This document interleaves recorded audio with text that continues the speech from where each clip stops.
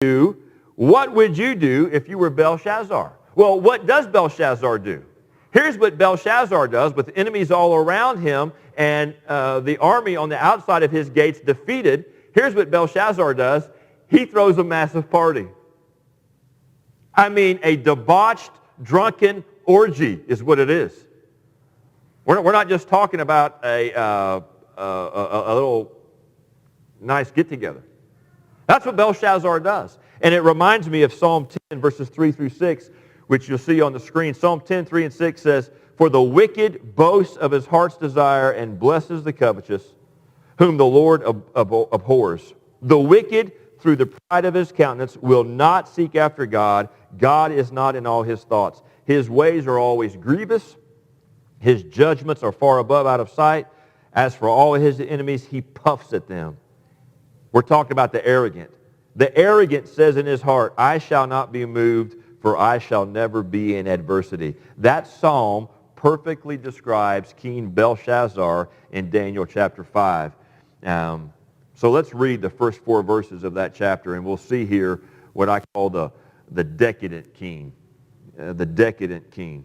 Belshazzar the king made a great feast to 1,000 of his lords and drank wine before the 1,000. Belshazzar, whilst he tasted the wine, commanded to bring the golden and silver vessels which his father Nebuchadnezzar, it's his grandfather Nebuchadnezzar, had taken out of the temple which was in Jerusalem. We're talking about these vessels that were used, that had been consecrated for the worship of God in the temple at Jerusalem. The king and his princes, his wives, his concubines drank from them.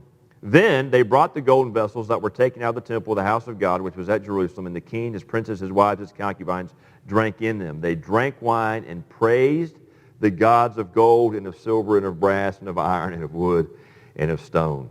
And what the idea that we're getting here is that Nebuchadnezzar and all of his princes and his wives and his concubines, and we're talking about thousands of people. It's hard for us, good old Kentucky folks, to put this into our mind. But this Babylonian banquet hall could easily hold several thousand of people, and that's what's going on.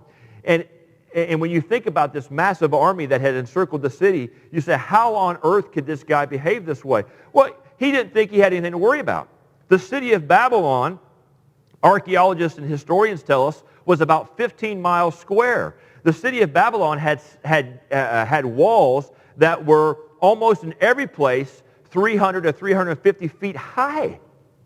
And sometimes higher when you add the battlements on top of certain parts of the wall. And then we are told that the walls were 87 feet thick. Think about that. There's no breach in those walls. There was about 100, maybe a little more than 100 gates into Babylon, all of them massive bronze gates. And so you had a massive city that could grow their own food. They had a stockpile of food. And you say, well, what about water? Well, the river Euphrates ran through the middle of Babylon. And so as far as Belshazzar says, I'm sorry, Dad. I'm sorry that the army has been conquered. I'm sorry that you've been taken captive. But I'm sitting pretty here in Babylon. And I'm just going to enjoy myself. Nobody can bother me. Nobody can touch me. Nobody can reach me behind these 87 foot thick walls. And so we see a big change in Babylon from what we read at the end of chapter 4. And certainly times had changed. Well, look at chapter 4, verse 37 real quick. Here's how Nebuchadnezzar, 20 years before, here's how he began to rule. "I praise and extol and honor the King of heaven, all whose works are truth, his ways are judgment. And those that walk in pride, he is able to abase." Belshazzar would have known what happened to his granddad. He would have known what he had learned, what his granddad had learned. We'll get to that in a second. But Nebuchadnezzar's conversion and influence were just a memory. I mean, what an awesome thing that the king, the greatest king of the time, was converted to the Lord. Wouldn't that be a great thing? I mean, it'd be like the greatest leader of any time coming to know Christ. And that's what had happened. And he had instituted these reforms, and he led this way. And what a great time that would have been. But Nebuchadnezzar's conversion and influence were just a memory. And permissiveness had replaced discipline. Arrogance was once again supplanted, or had once again supplanted humility. And God was being dishonored rather than being exalted. Everything had changed. Everything had changed. And let's remember this, Bible Baptist Church. God is in charge of change. What we see, what we feel, what we understand, even as chaos being worked out in our times, God is working in, through, and around all of these things for His glory, for the cause of the gospel, for His good purposes, and for the good of His people. We need to understand that. Whether you're Daniel and other believers during Belshazzar's reign, or whether you're believers in a topsy-turvy world in 2020. Nebuchadnezzar had a hard time learning this truth.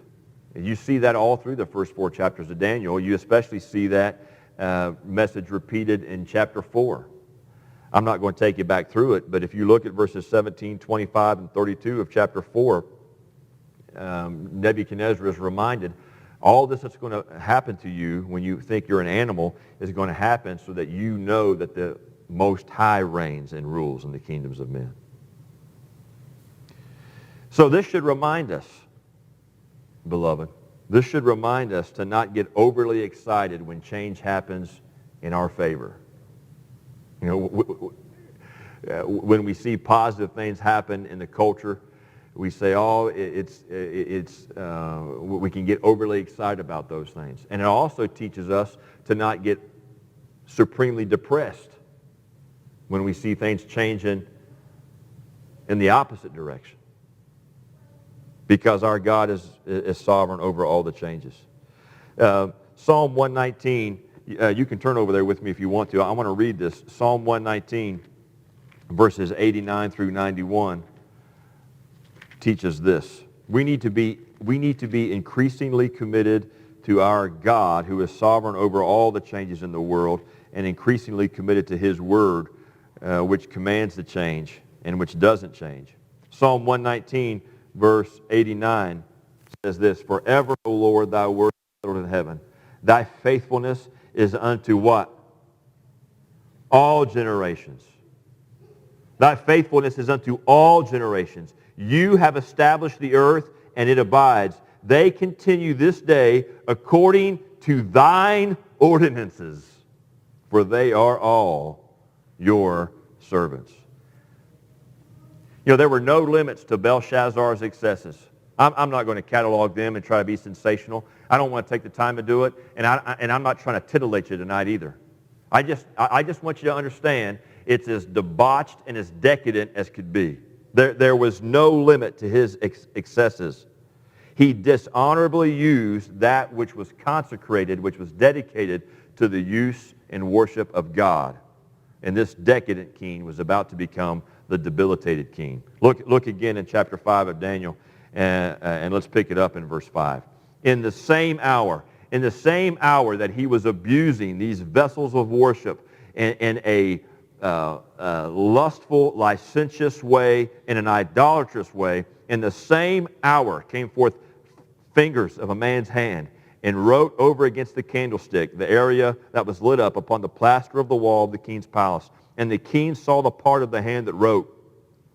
Then the king's countenance was changed, and his thoughts troubled him. The joints of his loins were loosed, and his knees smote one against another. This is very graphic language. Basically, what's being said is he turned a whiter shade of pale. His knees literally knocked, and for his joints to be loosed, most likely he wet himself. I'm not exaggerating. This is what happened to the king. The king, verse 7 says, the king cried aloud to bring in the astrologers, the Chaldeans, the soothsayers. And the king spake and said to the wise men of Babylon, whosoever shall read this writing and show me the interpretation shall be clothed with scarlet and have a chain of gold about his neck, and shall be the third ruler in the kingdom. The third ruler, because he's the co-regent. Then came in all the king's wise men They could not read the writing nor make known to the king the interpretation thereof. Then was King Belshazzar greatly troubled. I don't know how it could get worse for him, but it evidently did. He turned even whiter in his countenance. And his countenance changed him, and his lords were astonished. Now the queen, by reason of the words of the king and the lords, came into the banquet house. And we should understand this to be the queen mother. Remember, all of his wives and all of his concubines were with him getting sloshed. Okay, so this is the queen mother.